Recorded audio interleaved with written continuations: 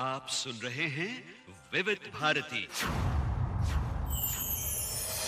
एक शख्सियत जिसकी यात्रा बहुत ही दिलचस्प रही है, वो पेंटर हैं, एक्टर हैं, ड्रामा कोच हैं और हैं निर्देशक। 2007 तारे ज़मीं पर इस फिल्म के वो क्रिएटिव डायरेक्टर रहे।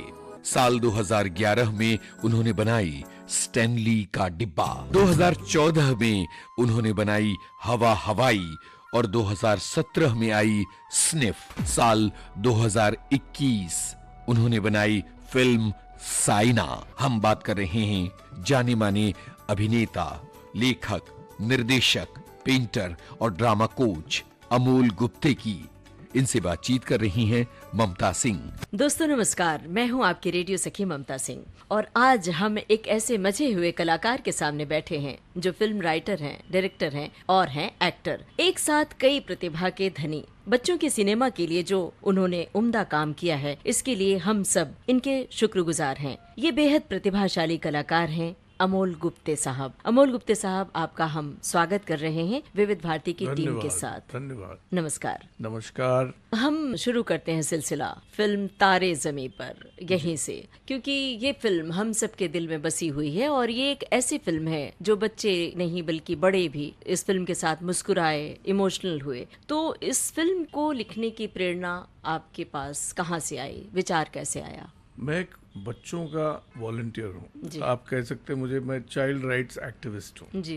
क्योंकि बच्चों में बैठा रहता हूँ, सदियों से बैठा हूँ और उनकी जो टीस है वो प्राउड वर्क तक पहुँचाने का जिम्मा मुझे ऐसा लगा मुझे निभाना चाहिए। तो लगभग 5-6 साल मैं डिफरेंटली एबल्ड चिल्ड्रन कहूँगा, अपंग नहीं कहूँगा उनको, और उनकी जो जीवन रीति है, जो रेखा है, वो कितनी धुंधली कर दी है प्राउड वर्क ने। बिल्कुल। ये देखकर मुझे अचंभा हो गया कि क्यों कोई प्राउड फिल्म मेकर या कोई ऐसा इंसान जिसके हाथ में माइक थमा दो तो दुनिया जाग जाए, ऐसा क्यों कोई कर नहीं रहा। तो लगभग 5-6 साल बच्चों के साथ बैठकर उनकी जो गतिविधियां होती हैं, ना, उनकी जो त्रुटियां हैं, तो उससे क्या होता है कि वो आपको पता नहीं चलेगा जब तक आप उनकी हाइट पे बैठकर आप देखेंगे नहीं। आप ऊपर से देखते हो सदा, तो ऊपर से कुछ नहीं दिखता आपको। फिर आप उसको बहुत आसानी से काट देते हो बच्चों को, ए तू ये कर, तू वो कर, तू ऐसा कर, तू वैसा कर, बैठ उठ, ये वो। तो उनकी कहानी ले आनी थी, इसीलिए ये सारी जद्दोजहद जो है। जी बिल्कुल। इस फिल्म के क्रिएटिव डायरेक्टर भी आप थे। जी। तो उससे जुड़ी हुई कोई बात याद साझा करना चाहेंगे? दर्शील जो बाल कलाकार थे, उनके बारे में कुछ बताना चाहते हैं आप? बात यह है कि मेरे पास जो किरदार है ईशान नंद किशोर अवस्थी, जो दर्शील ने बखूबी निभाया, वो मेरे पास ऐसे लगभग 200-250 ईशान थे जिनके बीच में बैठता था। तो मेरा रेफरेंस पॉइंट बहुत तगड़ा था कि अगर कुछ गलत करे एक्टर अपनी समझ से, तो उसको राह दिखाना कि ये ऐसा नहीं होता, ये बचकाना लगेगा, बच्चा है, बचकाना काम ना करे, नहीं तो और भी लोग हंसेंगे कि अरे ये तो बहुत ही बचकानी बात है। तो इसको मद्देनजर रखते हुए ना, ध्यान देकर उस बच्चे को गाइड करना, सारे एक्टर्स को, या जो फिल्म की गतिविधि है उसमें कोई गलत साज ना छिड़ जाए, जी जी, रॉन्ग नोट ना हो। तो जैसे गार्ड डॉग बिठाते हैं आप, जी। तो उस गार्ड डॉग का काम मैंने अपने ही बनाए हुए बच्चे तारे ज़मीं पर के लिए वो निभाया मैंने। जी, पढ़ा है आपके बारे में। जमीन के तारे फिल्म की बात आप करते हैं, ये फिल्म आपने देखी थी? मेरे बचपन में देखी थी मैंने, जी। टीवी पे देखी थी। तो इससे जुड़ी हुई कोई बात है जो तारे ज़मीं से कहीं लिंक करती है? 2 चीजें हैं। एक तो ये था कि मैं भी वो ईशान की उम्र का था, जी हाँ। 8-9 साल का रहा होऊंगा, और तब बॉम्बे टीवी नाम की चीज होती थी। जी। शाम को 6 बजे शुरू होते थे, 10 बजे बंद हो गया। 4 घंटे का जो है, उसमें एक मराठी समाचार, एक हिंदी समाचार, एक अंग्रेजी समाचार, 10-10 मिनट, दैट्स इट। और फिर सारे कल्चरल प्रोग्राम्स, और शनिवार और रविवार को फिल्में। शनिवार को मराठी फिल्म क्योंकि मुंबई था, जी। और रविवार को हिंदी फिल्म। तो ऐसे एक रविवार के दिन मैंने, अभी हम लोग 188 फ्लैट्स थे हमारी सोसाइटी में, भीमा नगर में, अंधेरी ईस्ट में। जी। तो 188 फ्लैट में सिर्फ 2 टीवी थे तब। ओह। तो कम्युनिटी वॉचिंग हुआ करता था। हाँ। तो ऐसे ही मुझे याद है, ये 3rd फ्लोर की आंटी थी, जी जी उनकी माल मत्ता अच्छी रही होगी क्योंकि उनके घर पे अच्छा टीवी था, जी और सारे बच्चे उनके घर पे जाके अपनी जगह पकड़ लेते थे और जी। फिल्म देखते थे संडे को, या गुरुवार को छाया गीत देखते थे, अच्छा। या सोमवार को इनविजिबल मैन एक अंग्रेजी सीरियल हुआ करती थी वो जी। देखते थे, काउंट ऑफ मॉन्टी क्रिस्टो वगैरह ये जी। सब। तो ऐसे टाइम पे ये फिल्म शुरू हो गई शाम के 6 बजे, और 9 बजे तक रो रो के हालत खराब हो गई, क्योंकि वो हनी और डेजी जो बाल कलाकार थे तब के, उनके माँ बाप चल बसे किसी के जी कैरेक्टर के, और किसी ने बोला कि आपके माँ बाप तो उधर वो हिमालय के उधर पहुंच जी। गए। तो अनवर हुसैन नाम के जो एक्टर, जो नरगिस दत्त के हाफ ब्रदर थे, जी उन्होंने वो किरदार निभाया ट्रक ड्राइवर का। वो उन बच्चों को लेके जाते हैं जी। कि हाँ ठीक है, मैं तो जाते जाते वो फिलोसॉफिकल हो जाती है फिल्म। जी मालूम है कि माँ बाप तो वापस लौटने वाले नहीं है, ना उधर बैठे हैं, पर वो जो जर्नी है बच्चों की के अपनी माँ बाप की तलाश में, वो बहुत ही मूविंग जर्नी थी। जी जी ये मराठी में तो आम अच्छी अच्छी फिल्में होती थी, शाम ची आई वगैरह, तो रो रो कर बेहाल हो जाते थे हम लोग। बिल्कुल। ये शनिवार रविवार का जो किस्सा सुना रहा हूँ मैं, टीवी में जैसे एक सब नीचे जी ग्राउंड पे बिल्कुल बैठे हुए हमारे बच्चे, सामने दृश्य है। है हाँ ना, जी जी तो जब देख रहे हैं और रो रहे हैं बच्चे, क्योंकि बहुत भावुक हो जाते हैं बच्चे जी, जी। जिस तरह से वो कथानक होता है। तो बहुत जल्दी मैंने पहले समझ लिया कि रोना रुलाना उसमें कोई शर्म नहीं रहनी चाहिए, क्योंकि वो असली बात हो रही है, इसीलिए आपके दिल को छू रहा है। जी, तो जी। अगर इस तरह से कंटिन्यू करो, अपना मुकाम रखो कि इतना सच बोलो कि सामने वाले की आंखें नम हो जाए, दिल तक बात पहुंच बड़ी जाए। बात हो जाएगी। जी बिल्कुल। वो एक लर्निंग लेसन है। जी। तो वो तो हुई बात जमीन के तारे। नाम नजदीक में है, जी पर वो असली नाम जो खींच निकाला वो गुलजार साहब की, जब तारे जमीन पर चलते हैं आकाश आकाश जमीन जमीन हो जाता है। है। क्या एक रात जो चांद नहीं, वो चांद वहीं सो जाता है, ऐसा जी। पल भर की ऐसा। तो वो समझ में नहीं आ रहा था कि ये बच्चा जो है इधर इतना क्यों नहीं दिख रहा लोगों को, प्राउड वर्क की आंखें क्यों इतनी धुंधली है। जी अरे क्योंकि वो तारा जो टूट के गिरा है वो जमीन पे गिरा है और दिन में नहीं दिख रहा। जी बिल्कुल। तो इस तरह से उसका मेटाफर जो कहेंगे जी कि ऐसा भी ना हो कि सीधा वाहियात से सजेशंस आए थे उस टाइम, होमवर्क इस तरह से फिल्म के नाम के लिए। लेकिन ये तो बेहतरीन मैंने नाम कहा कि कुछ उसमें पोएट्री नहीं है। था। हाँ जी तो इतने उम्दा कवि हैं, जी शायर हैं गुलजार साहब, तो उनको मद्देनजर रख जी उनसे उधार भी हाँ, ले सकते उनको हैं। उधार लेकर, हाँ। उनके लिरिक्स की तरह ही थोड़ा सा उधार लेकर जी यहाँ पर रख दिया। और बेहतरीन नाम रखा। लेकिन आपने जो दृश्य खींचा है, ये ऑडियो माध्यम है लेकिन दृश्य खींचा है, हम सबको अपना बचपन याद आ गया कि जी। टेलीविजन देखने के लिए दूसरे के घर जाकर या। और एक साथ बैठ के रोना। या। तो ऐसी तमाम फिल्में आपने बनाई हैं। एक फिल्म है स्टैनली का डब्बा, जी। जो हम सबके दिल के बेहद करीब है। हमें उम्मीद है कि आपके दिल के बेहद करीब होगी। बेहतरीन फिल्म है। सबसे और करीब है, yes। जी, और उसमें तो आपका पूरा परिवार है, आप भी हैं, दीपा जी हैं और पार्थो जी हैं। इनके बारे में हम आगे बात करेंगे, लेकिन पहले उस फिल्म के बारे में बताइए कि बच्चों की कहानी है, बड़ी संवेदनशील कहानी है। उसे ये कहा गया है कि कॉमेडी फिल्म है, लेकिन इतनी संवेदनशील कैसे आपने ये बनाया, इसके बारे में बताइए। एक खड़ूस टीचर आप उसमें नजर आते हैं, जबकि बड़े संवेदनशील और बहुत नम्र विनम्र व्यक्ति मेरे पास हैं। कोई चारा नहीं था, क्योंकि जिस तरह से फिल्म बनी है, ये इसकी एक लंबी सी छोटी कहानी है। जी जी बताएं आप। ऐसा है कि तारे ज़मीं पर तो रिलीज हो गई थी, बहुत सारी कठिनाई थी मुझे तब। अगली फिल्म मैं शुरू करने वाला था जिसका नाम था सपनों को गिनते गिनते। सपनों को गिनते गिनते। बाद में नया नाम देके मैंने हवा हवाई बनाई, जी वो भी एक अलग किस्सा है। तो ये बनते बनते रह जाती थी। तो मुझे ऐसे समझ में आ गया कि अड़चने आने वाली है, क्योंकि अगर मैंने फिल्म बना दी तो बहुत सारे दावे थे कि मुझे आता नहीं है, ये नहीं होता, वो नहीं होता। तो ये फिर वो मन गढ़ंत नहीं रहेगा, वो सचमुच हो जाएगा कि इसको सचमुच नहीं आता, इसलिए वो एक बना के हो गया। तो वो तो नहीं बन रही थी, नाम नहीं लूंगा किसी का, पर शुरू होते होते रुक जाती थी बड़े बड़े लोगों के साथ, क्योंकि तारे ज़मीं पर का जिसने आकार दिया है उसके पास तो लोग आने ही है, वो कोई नई बात नहीं है। हालांकि आके फिर मुकर जाना, ये क्यों मुकर रहे हैं, तो डेविड और गोलायत वाली कहानी है। पर ये कहने के बाद मुझे समझ में आ गया कि ये तो सीधा नहीं होने वाला, तो या तो मैं अनाउंस ही ना करूं कि मैं फिल्म बना रहा हूं, तो एक कार्यशाला की तरह शनिचर से शनिचर, रविवार को भी नहीं। जिस स्कूल में मैं था, होली फैमिली हाई स्कूल, जी। वहाँ मैंने उनके प्रिंसिपल से बात की और मेरी स्नेही, बहुत बड़ी मेरी माँ जैसी मिसेस आशा कपूर, जो मेरी हेड मिस्ट्रेस थी, जी, जो चौथी में मुझे उन्होंने अच्छा, जूनियर स्कूल कैप्टन बनाया था, क्या बात है। तो उनके थ्रू मैंने ये वर्कशॉप शुरू किया उस स्कूल में। तो सैटरडे टू सैटरडे 9 बजे से 12:30 तक 3.5-4 घंटे लिपट करते थे। वो 1.5 साल चला, उसमें से बनी है फिल्म। तो उस स्कूल के ही बच्चे हैं, मेरा पार्थो भी उधर ही बैठा हुआ है। और ये हम लोग मुहिम जो चला रहे थे, उसमें जिसने हाथ बटाया, जैसे दिव्या दत्ता है, जी हाँ, उन्होंने प्यार से आके मतलब सरेंडर कर दिया कि मुझे कहो कौन से सैटरडे आना है और मैं मजे से आके मैं करूंगी, और स्क्रिप्ट दिखाओ। तो मैंने उनको चौथी कक्षा का अंग्रेजी टेक्स्ट बुक दे दिया। बोले ये स्क्रिप्ट है, क्योंकि बच्चों को तो मालूम है, वो जानते हैं, पर आप नहीं जानती, तो ये आपकी स्क्रिप्ट है। जी, जी, आपको रटना है तो रटिए, बच्चे रटेंगे नहीं। बिल्कुल। मेरे सेट पे कभी बच्चे को पेपर हम देते नहीं रटने के लिए, सही बात। उसको अपना लाइन अपना बना देता है वो रिहर्सल में। तो ऐसा ये जो चला, जो मुहिम चली, तो मैंने सोचा कि जुत्सी, जो मेरा बहुत प्यारा दोस्त है, राजेंद्र नाथ जुत्सी, राज जुत्सी जी, ऐसे राज कहते हैं, जुत्सी। तो वो जुत्सी को वो खड़ूस का रोल मैंने दे दिया था। पर ये सैटरडे टू सैटरडे वो कमिट नहीं कर पा रहा था। मतलब यार अमोल तू क्या बोल रहा है कि 6 महीने वो हर सैटरडे, अभी कभी मैं वहाँ हिमाचल में शूटिंग कर रहा हूँ, कभी कैसे होगा यार। तो मैं बोला अभी मैं क्या करूँ, शनिचर तो जा रहे हैं वन आफ्टर दी अदर।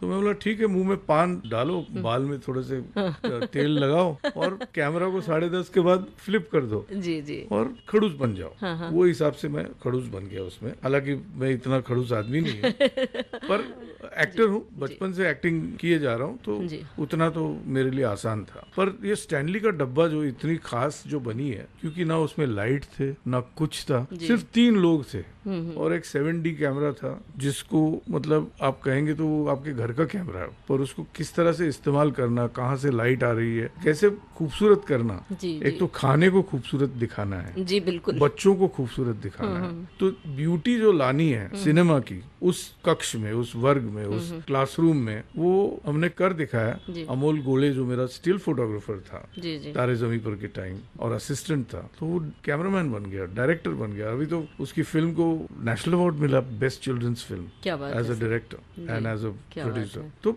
लोग सीखते हैं, जब आप कॉर्नर में अगर आपको खाना ना मिले तो आपको इम्प्रोवाइज करना पड़ेगा, अगर भूखा किसी को मरना नहीं है। जी, बिल्कुल सही बात है। तो वो निकल पड़ी स्टैनली का डब्बा, और पार्थो को तो खैर नवाजा गया, पुरस्कार भी मिला, को नेशनल अवार्ड मिला, फिल्म फेयर मिला, स्क्रीन अवार्ड मिला, क्या बात है। बिग स्टार एंटरटेनमेंट, और सब सारे जितने अवार्ड्स हैं वो एक ही, मतलब जो कोई हिंदी फिल्म स्टार जिसकी आशा रखता है, वो सब 10 की उम्र में वो घर ले आया। क्या बात है, ये तो बच्चों के लिए बहुत बड़ी प्रेरणा है। Yes. और सच कहें तो ये फिल्म हमने भी जब देखी थिएटर में तो आंसू से तर थे, और सच कहूँ तो उसी समय मेरा बेटा छोटा था, स्कूल जाना शुरू किया था, तो मैं अपने बच्चे से रोज पूछती थी कि बेटा टिफिन तुम्ही ने खाया या कहीं टीचर या कोई और बच्चे ने तो नहीं खाया। तो मेरे बेटे ने फिर एक दिन तोतली आवाज में कहा कि मम्मा ये सवाल आप रोज क्यों पूछती हो कि टीचर ने खाया, टीचर ने खाया। तो वो ये आपकी एक्टिंग की सफलता थी, आपकी फिल्म की सफलता थी कि हमारे जहन में नहीं, एक दूसरी एक सफलता है। मतलब वो क्यों वो किरदार इतना अच्छा मैं निभा पाया, क्योंकि मैं खड़ूस नहीं हूँ लेकिन भुक्खड़ जरूर हूँ।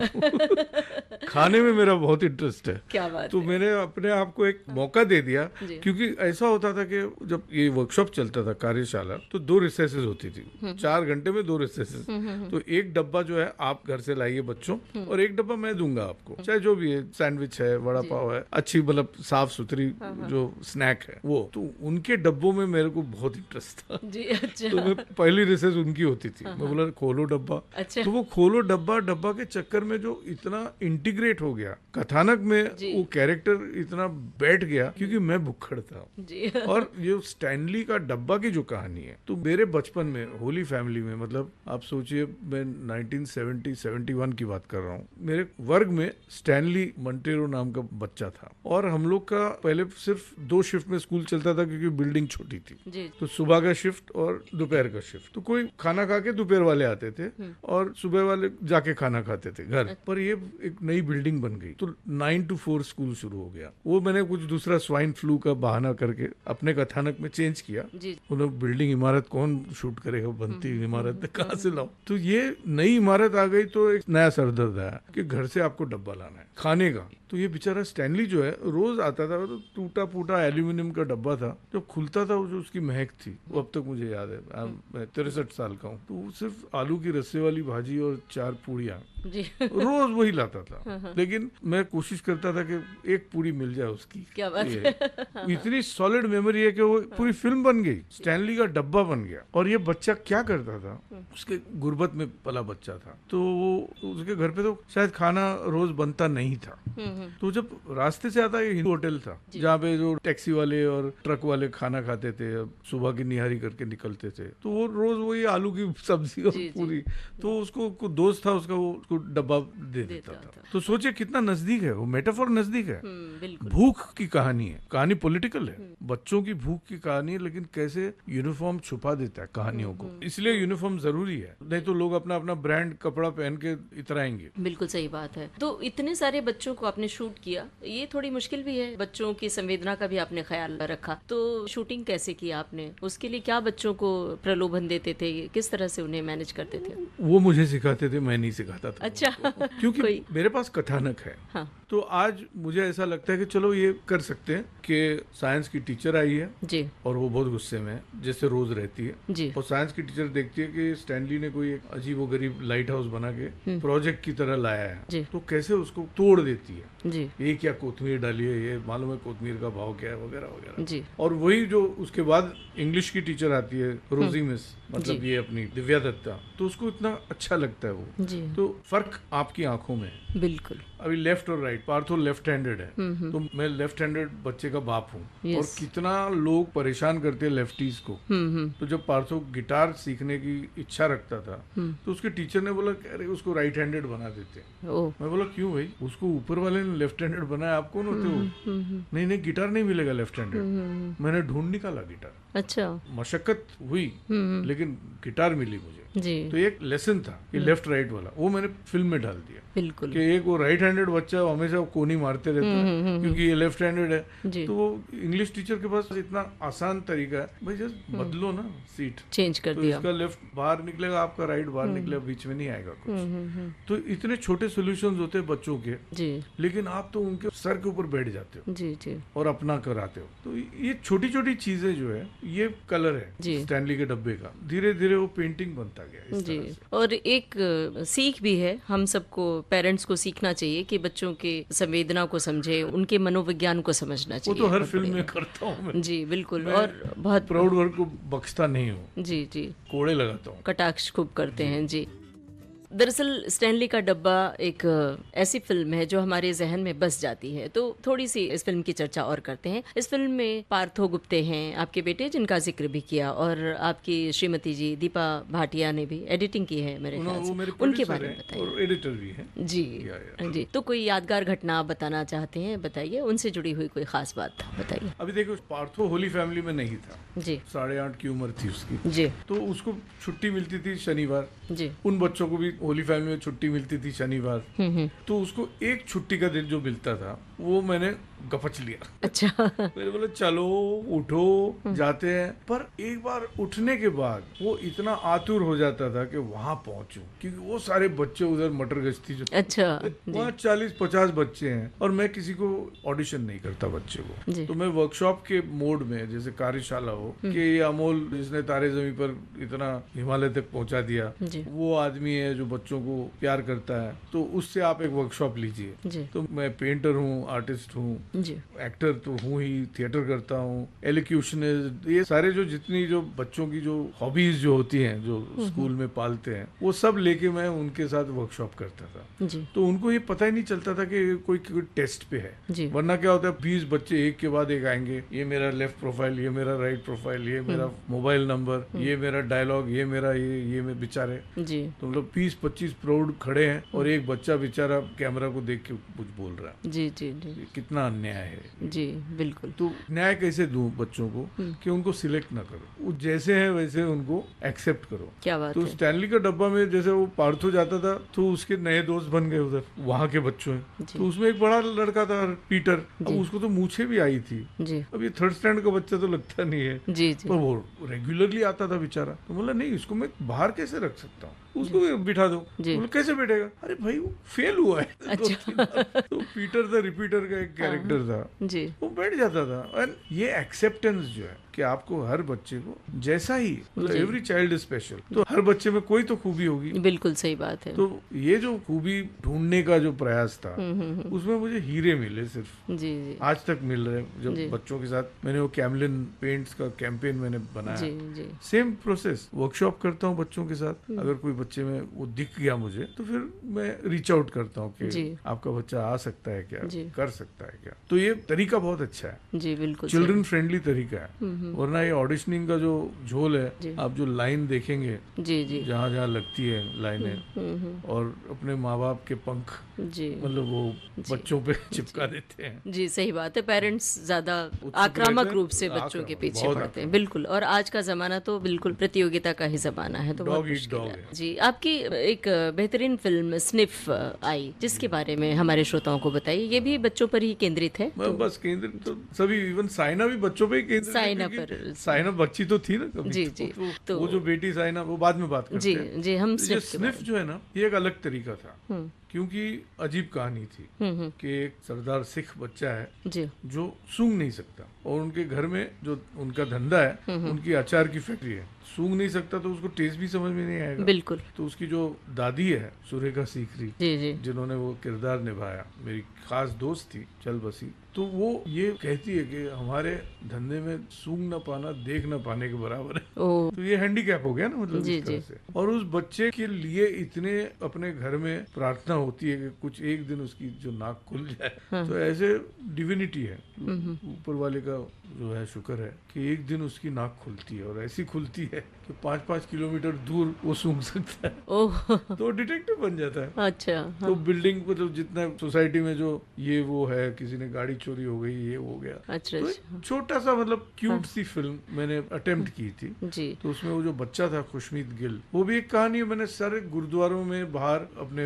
असिस्टेंट्स को भेजा पोस्टर्स के साथ कि किसी को अगर वर्कशॉप करना है अमूल गुप्ते के साथ तो संपर्क में आ जाइए। जी तो बिल्कुल। बहुत सारे पेरेंट्स और बहुत सारे सरदार बच्चे आए। लंबी लाइन इतनी लगी। मजा नहीं, लंबी लाइन नहीं, सीधा जो आए अंदर आ हाँ, गए। जी। आओ और एनर्जी दूध पियो और जी सैंडविच खाओ, समोसे खाओ, मजे करो, पेंटिंग करो, कुछ करो, ये करो। उसमें मुझे वो बच्चा हासिल हुआ, मेन बच्चा जो है। तो इस फिल्म में आपका लेखन भी है, निर्देशन भी है और एक्टिंग भी की है, जो हर प्रोड्यूसर नहीं, भी साथ। एक्टिंग नहीं की इतनी, हाँ। वो एक अपीयरेंस है, हिचकॉकियन अपीयरेंस है। जी ओके। जिस तरह स्टैनली में अग्रेसिव एक्टिंग है, वो हाँ उसी से तो ही है। छोटा सा, तो छोटा सा। तीनों काम एक साथ, ये कैसा एक्सपीरियंस आपका रहा? मतलब कुछ Actually विशेषण? वो सारे अंग हैं एक ही व्यक्ति के। जी तो हाथ पैर जो है, तो एक पाँव जो है लेखन में डूबा है, एक पाँव डायरेक्शन में है, तीसरा एक्टिंग में। इतना कोई खतरनाक काम नहीं जी। है। और खासकर जब बच्चों के साथ रहता हूँ तो मेरे लिए बहुत आसान हो जाता है। बड़े बेवकूफ लोग हैं जो कहते हैं कि बच्चों से दूर रहो शूटिंग में, एक्टिंग में, मतलब फिल्म में ओहो पालना मुश्किल है। मैं तो कहूँगा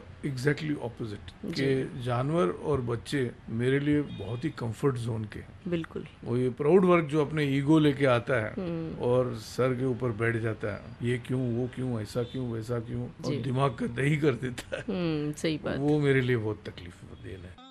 फिल्म स्निफ की बात चल रही थी, तो इस फिल्म में आपने सुरेखा सीकरी का जिक्र भी किया, जी। तो सुरेखा सीकरी से जुड़ी हुई कोई खास बात आप बताएंगे हमारे श्रोताओं को? ओह यस, मतलब मैं तो उनकी इतनी इज्जत करता था, अमूल्य उनका जो कंट्रीब्यूशन है, चाहे वो गोविंद निलानी की फिल्मों में हो या श्याम बेनेगल साहब की फिल्मों में हो। सुरेखा सीकरी को मैं 80 के शतक से जानता हूँ, जब हम सब जवान थे। और उनके जो शौहर थे हेमंत रेगे, सुरेखा और मैं और मेरा एक दोस्त शैलेश चंद्रकांत, जो नहीं रहा अभी, तो ये अभी ये तीनों नहीं रहे। ये चंडाल चौकड़ी की जो बात कर रहा हूँ जी, मैं ही बचा हूँ। अरे तो ये हम लोग कितने डिस्कशंस, कितना कुछ, मतलब क्योंकि सुरेखा सीकरी मतलब उत्तरा भावकर, सुरेखा सीकरी, ये जो एनएसडी के मनोहर सिंह जी, तो ये बहुत बड़े दिग्गज लोग, और उनके साथ संपर्क सुरेखा जी के साथ, तो वो मुझे बड़ी इच्छा हमेशा रहती चाहती थी कि किसी तरह अपनी फिल्म में मैं उनको पकड़ लूं, क्योंकि वो तो गजब की गजब का कलाकार, तारा हाँ, है। गजब की उसको तारा। बालिका वधू Yes, उनके बाद वो तो उनका उस टीवी वक्त जो है, टीवी मैं खैर छोटे पर्दे टीवी के इतना लिए नहीं था। देखता, जी, तो जी। मुझे मालूम नहीं वो उनका जी। रूप जी। और उनका जो फिल्म रूप है, कमाल का है, गोविंद जी के साथ जो एक्टिंग। काम किया उन्होंने, और I mean I miss her, मैं बहुत बुरी तरह उनको धरती पे मिस करता हूँ। बिल्कुल। अमोल जी, आपने बच्चों की दुनिया के लिए बहुत लंबा काम किया है और कर रहे हैं। आपने जिक्र भी किया, बहुत संवेदनशीलता से, बहुत गहराई से अध्ययन किया है बच्चों की दुनिया को। आप अपने बचपन के बारे में बताइए हमारे श्रोताओं को, आपका बचपन कैसा था? कोई दिलचस्प बात? मतलब आप ये मेरी फिल्में हैं, जैसे तारे जमीन पर है, स्टैनली का डब्बा है, हवा हवाई है, स्निफ है, साइना है, और 2 पब्लिक सर्विस फिल्म्स है, वन इडियट और रिटर्न ऑफ वन इडियट। जी। यहाँ जहाँ भी आपने बच्चा देखा, आप सोचिए कि मैं अपने बचपन से ही उसको लाके उधर पटक रहा हूँ उस कथानक में, क्योंकि मैं अपने बचपन से बाहर ही नहीं निकला जी। आज तक। अभी वो इतना मुझे डर है कि ये भीमानगर इतना जो मेरा गढ़ था, जहाँ मेरा बचपन बीता, जितनी गोटियां खेली और जो ईटी डांडू जो हम लोग खेले, अभी तो खैर वो सब है नहीं, कबड्डी खो खो वगैरह, और 188 फ्लैट्स में, तब हम दो हमारे दो नहीं था, कोई हम दो हमारे 6 थे, कोई हम दो हमारे 4 थे,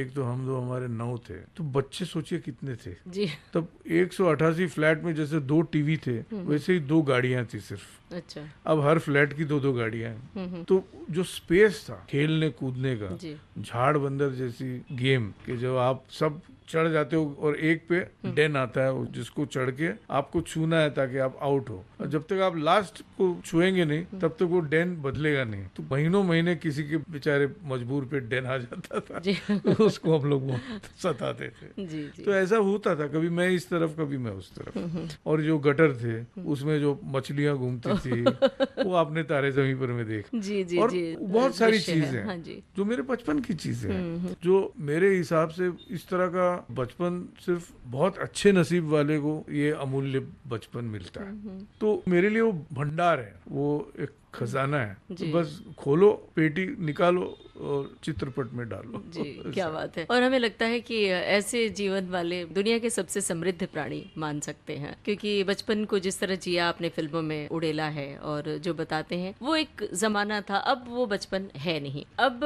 अमोल जी, आपकी उस फिल्म पर आते हैं, साइना, जिसके गाने खूब सुने जाते हैं, जिसमें एक गाना मेरा भी बेहद पसंदीदा गाना, और मैं भी विविध भारती से अक्सर बजाती हूँ। एक प्रोग्राम है भारत की गूंज, जहाँ नए गाने बजाए जाते हैं, तो विविध भारती से अक्सर बजता है। गानों की बात तो हम बाद में करेंगे, पहले हम फिल्म के बारे में। साइना नेहवाल के जीवन पर बनी ये फिल्म है, इसके बारे में हमारे श्रोताओं को बताइए। बड़ी ही महत्वपूर्ण फिल्म है आपकी, लेखन निर्देशन आपका। पर वो जेंडर फिल्म है, ये जो लड़की वर्ग है उनको बढ़ावा देने वाली तो एक बेटी, जी जी, जो हम लोग सब कहते हैं कि बेटी पढ़ाओ, तो ऐसी बेटी जब 2015 में दुनिया की सबसे सर्वश्रेष्ठ बैडमिंटन प्लेयर बनी फरवरी में, तो मैंने मार्च में तय कर लिया कि अगर कोई इंस्पायरिंग बायोपिक अगर हो तो वो साइना नेहवाल जितना सॉलिड नहीं होगा दूसरा कोई। जी। तो वो मेरे दोस्त थे, उनके पास राइट्स आ गए, जी हाँ। उनके फिल्मिंग राइट्स। सुजय जयराज जो है, मेरा बेटा उस जमुनाबाई नरसी स्कूल में पढ़ता था कुछ समय के लिए, तो उसके जो चेयरपर्सन थे सुजय जयराज और जयराज भाई ठक्कर, तो उनके पास वो राइट्स थे, तो उनके साथ हाथ मिला के मैंने कथा लिखना शुरू किया।